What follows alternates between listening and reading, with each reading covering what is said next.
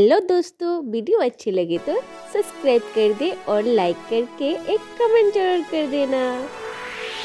আব্বা আব্বা আমি যাই মামার বাড়িতে পুলি পিঠা খাইতে বুঝছো। ঠিক আছে মা, তুই দেখা শুনা যাইস। পুলি পিঠা খায়া কিছু আমার লেগা নিয়ে আস, বুঝছস? আমার লেগা নিয়ে আস। হ হ ঠিক আছে, তুমি থাকো বাড়িতে।